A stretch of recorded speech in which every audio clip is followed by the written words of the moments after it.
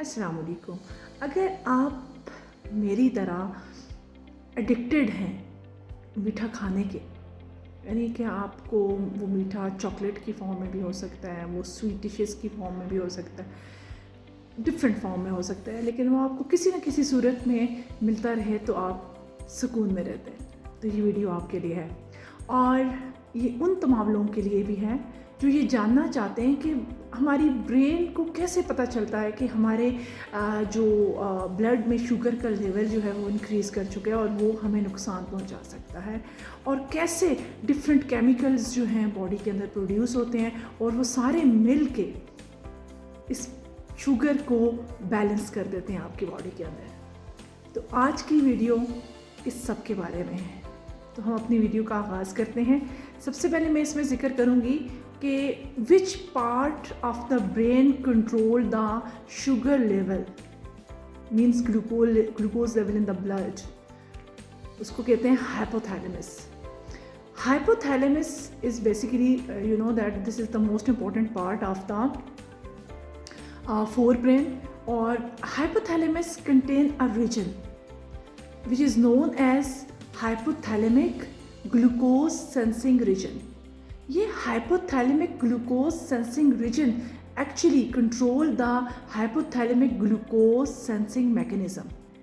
अब इस mechanism के साथ दो तरह के न्यूरॉन आपको नजर आते हैं। एक को कहा जाता है ग्लूकोज एक्साइटेड न्यूरॉन्स, जिनको GEB बोला जाता है, और दूसरे न्यूरॉन की टाइप है ग्लूकोज इनहिबिटरी न्यूरॉन, जिनको GIB कहा जाता है। तो ये हैं दो न्यूरॉन की टाइप्स जो कि इस सेंसिंग मैकेनिज़्म का, यानी ग्लूकोज सेंसिंग मैकेनिज़्म जो कि हाइपोथैलेमस के अंदर लाई करता है, उसको कंट्रोल कर रहे होते हैं। हम देखेंगे कि GE और GI क्या करेंगे। GE जो कि हमने कहा ग्लूकोज एक्साइटेड न्यूरॉन है, ये क्या करेंगे, जब आपका ब्लड में शुगर का लेवल इंक्रीज़ करेगा तो ये जाके पेनक्रियास को ऑर्डर देंगे कि पेनक्रियास इंसुलिन की प्रोडक्शन को ज़्यादा कर दे। यानी कि एक तरह से आप ये कह सकते हो कि ये इंसुलिन की प्रोडक्शन को स्टिमुलेट करने वाला न्यूरॉन जो है वो एक्साइटेड न्यूरॉन है। और इसी तरह से जब आपके ब्लड के अंदर शुगर का लेवल कम हो जाएगा तो दूसरा न्यूरॉन, जिसको ग्लूकोज इनहिबिटरी न्यूरॉन कहा गया है, ये जाके इंसुलिन की प्रोडक्शन को कम करवा देगा पेनक्रियास के थ्रू। तो ये दोनों न्यूरॉन इस तरह से आपकी जो पूरा जो हाइपोथैलेमिक ग्लूकोज सेंसिंग जो मैकेनिज़्म है उसको कंट्रोल करते हैं।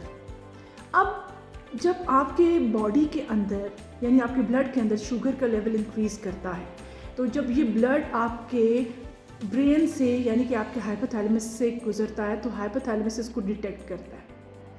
तो आपकी बॉडी के अंदर फिर दो तरह के बहुत इंपॉर्टेंट हार्मोन्स हैं जो कि ग्लूकोज की लेवल को कंट्रोल करते हैं। एक है इंसुलिन और दूसरा है ग्लूकागॉन। इंसुलिन और ग्लूकागॉन दोनों ही आपके लबलबे, यानी आपके पेनक्रियास के अंदर बनते हैं। अब पेनक्रियास के अंदर भी ख़ास एक रीजन होता है जिसको एंडोक्राइन रीजन कहते हैं। अब ये pancreas, as you know that, के एक्ट एज अ ऑर्गन और एज अ ग्लैंड। तो इस पेनक्रियास के अंदर दो रीजन होते हैं, एक एक्सोक्राइन रीजन होता है और एंडोक्राइन।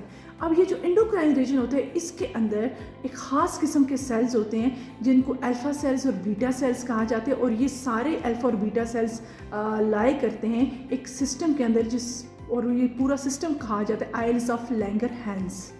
अब इस सिस्टम के अंदर जो हमें अल्फ़ा और बीटा सेल्स आते हैं, जो अल्फ़ा सेल्स होते हैं वो प्रोड्यूस करते हैं ग्लूकागॉन, और जो बीटा सेल्स होते हैं वो आपकी बॉडी के अंदर प्रोड्यूस करते हैं इंसुलिन। और ये इंसुलिन फिर आपके ब्लड के शुगर को कंट्रोल करता है, मेंटेन करता है, इसको कन्वर्ट करता है ग्लाइकोजन के अंदर, जो आपके मसल्स में, आपकी लिवर के अंदर स्टोर होता है। और फिर जब आपका शुगर लेवल कम हो जाता है तो फिर इसको बैलेंस करने के लिए जो दूसरा हार्मोन ग्लूकागॉन है वो कन्वर्ट करता है ग्लाइकोजन को बैक इनटू द ग्लूकोज। तो ये सारा मैकेनिज़्म तो होता रहता है, जिसको मैंने कहा कि पूरा एक सिस्टम कंट्रोल करने के लिए है। अच्छा, इसके अलावा आपके बॉडी के अंदर कुछ और केमिकल्स भी हैं जिनका यहाँ पर जिक्र मैं करूँगी। एक को कहा जाता है गैस्ट्रोइंटेस्टाइनल पॉलीपेप्टाइड। ये गैस्ट्रोइंटेस्टाइनल पॉलीपेप्टाइड जो होता है इसको गैस्ट्रिक इनहिबिटरी पॉलीपेप्टाइड भी कहा जाता है और इसको GIP के नाम से लोग जानते हैं। और दूसरा होता है GLP यानी ग्लूकागॉन लाइक पॉलीपेप्टाइड 1। ये GLP और GIP ये बहुत इम्पॉर्टेंट हैं, रोल करते हैं in controlling the production of the insulin. अब जैसे कि मैंने कहा कि स्टिमुलेट करता है इंसुलिन प्रोडक्शन को, उसका नाम है GIP यानी गैस्ट्रोइंटेस्टाइनल पॉलीपेप्टाइड। ये आपके इंसुलिन प्रोडक्शन को स्टिमुलेट करता है। जहाँ पे मैंने कहा कि न्यूरॉन का एक सिस्टम है, जहाँ हमने कहा ग्लूकागॉन है, इंसुलिन है, तो वहाँ पे कुछ और हार्मोन्स भी हैं जो कि कुछ और केमिकल्स भी हैं जो इसको कंट्रोल कर रहे होते हैं, जिसमें इनका बहुत अहम रोल है। अच्छा, इसके अलावा जो बात मैंने दूसरी की थी कि हम क्यों एडिक्टेड हो जाते हैं, जैसे अभी शुगर के एडिक्शन की बात हो रही है, तो शुगर एडिक्शन को जो आप कह सकते हो, इसके लिए 2 केमिकल हमारी बॉडी के अंदर प्रोड्यूस होते हैं। एक का नाम होता है डोपामीन और दूसरे का नाम है जी ओपियोइड्स। ये इंडोजीनियस ओपियोइड्स हैं। ये हार्मोन्स जो होते हैं, ये जो न्यूरोट्रांसमीटर्स हैं, ये जो केमिकल्स हैं, ये आपकी जब आप कुछ मीठा खाते हैं तो आपकी बॉडी के अंदर ये प्रोड्यूस होते हैं और फिर ये आपको खुशी का एहसास देते हैं, यानी प्लेयरेबल होते हैं।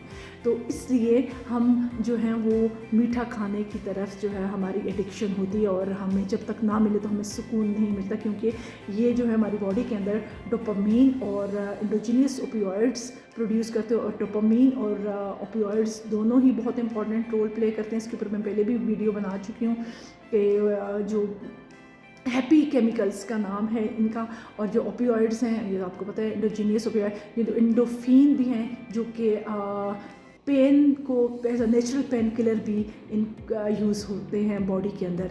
तो अल्लाह ताला ने ये पूरा सिस्टम बहुत ही खूबसूरत, बहुत ही ऑर्गेनाइज बनाया है।